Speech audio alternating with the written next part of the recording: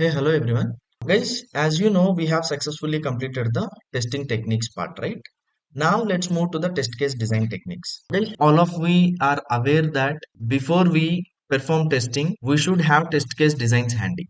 With the reference of test case designs, we perform testing, right? Now, to design these test cases, we have few techniques to follow.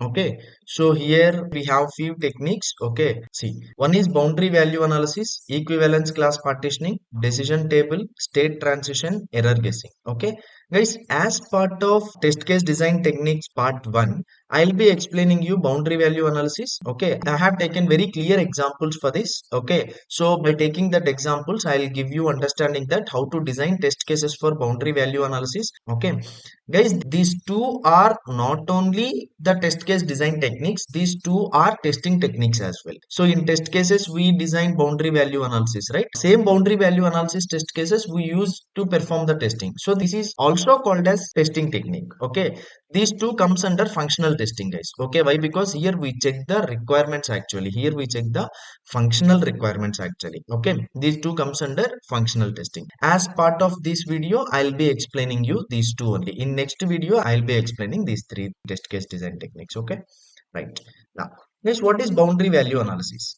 Boundary value analysis is a software testing technique. I told you, right? It is also a software testing technique used to identify and evaluate the behavior of the system at the boundaries or edges of the input domains. See, let's say for example, if you have a signal or if you have a message which consists of only two values, either 0 cross 0 and 0 cross 1, you cannot perform boundary value analysis for that. You have only two values. It's very simple to test these two values, either 0 cross 0 or 0 cross 1, whatever it may be. Right? Now, when this boundary value analysis test case design technique comes into picture, which means if you have more number of values, like if you have 65,535 number of values, if you have 255 number of values, okay, that time you can't test 0 value, 1 value, 2, 3, 4, 5 until 255, right? It takes lot of time for you, right? So because of that, we develop boundary value analysis test case design technique here. Okay, so let's take an example. Scenario is, imagine an automotive system that controls the speed of a vehicle based on the user input. Okay, so the valid speed range is defined as 10 to 200 kilometers per hour. Okay, the valid speed range is 10 to 200 kilometers per hour. So you can apply minimum 10 kilometers per hour and you can apply maximum 200 kilometers per hour. Okay, now, so the system is expected to handle speed adjustments accurately within this range. Now, guys, if you want to test this requirement without using boundary value analysis, only you have to test value 10, 11, 12, 13, 14, 15 until 200.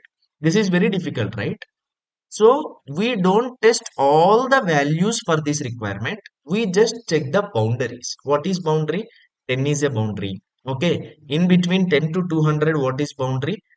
105 is a boundary. Okay. That is the 105 is the middle value. Okay.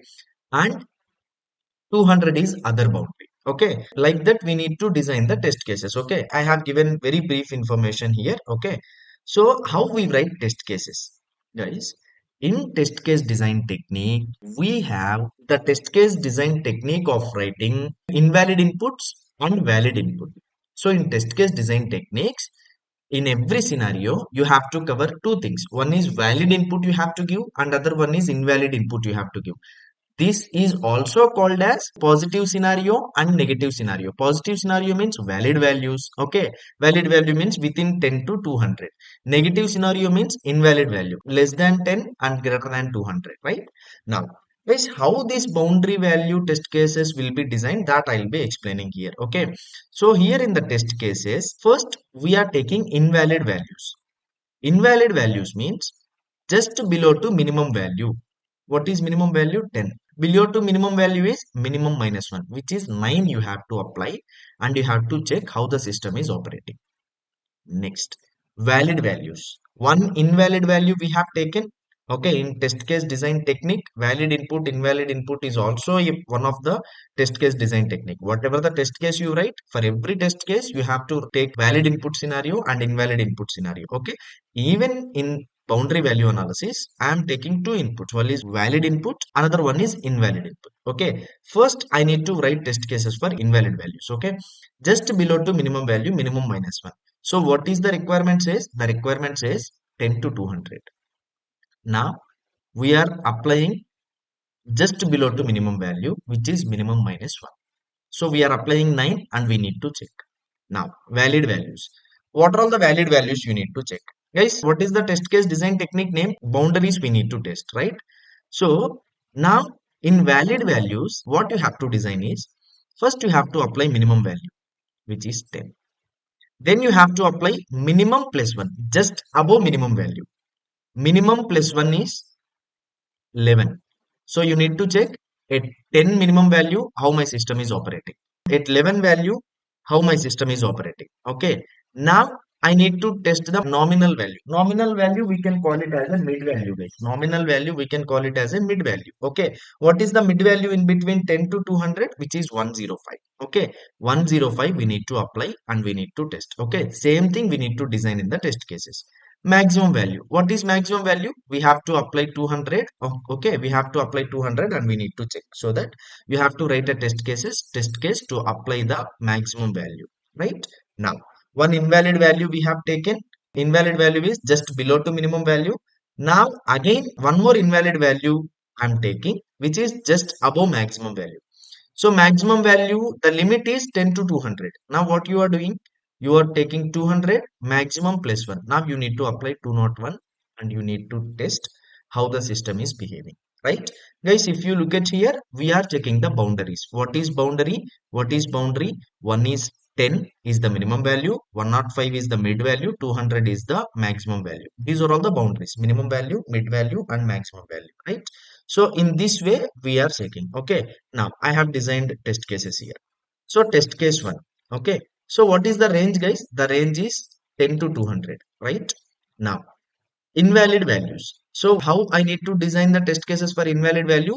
Minimum minus 1. So the value is 9. We have to apply value 9 and we need to test how the system is operating if I apply minimum value. Okay. Now test case 2. Second test case. Second test case, I am writing the test cases for valid values. Okay. So one is for minimum value I am writing. Minimum plus 1 means 11 I have to apply. Nominal value is 105. Maximum value is 200. Right? This is second test case for valid values. Right? Now third test case. Invalid values maximum plus 1. So maximum plus 1 means maximum is 200 and plus 1 is 201. So this is also invalid input we are giving. So here we are giving valid input from 10 to 200. Okay. Only we are validating the boundaries. Right? Now in invalid values, maximum plus 1 values 201 I have to apply and I need to check 201 I have to apply. Before we check, first we need to design this as a test case. In test case, we need to design by giving 201 as an input and we need to expect something like how the system should operate if we give invalid conditions, right? Guys, this is called as boundary value analysis. Boundary value analysis means we need to design the test cases for the boundaries. We have 10 to 200 values, around 190 values we have. For 190 values, you cannot perform the testing. Okay. And if you want to write the test cases for total 190 values, you will get around 190 test cases, right? So we need not to check all these values, so that what we are doing, we are taking the boundaries and we are validating it. We are designing the test cases before we go to the validation, right? This is called as boundary value analysis test case design technique. Okay. Guys, that's it in this video. Okay. In the next video, I'll explain the remaining test case design techniques. Okay. Until then, see you and take care. Bye bye.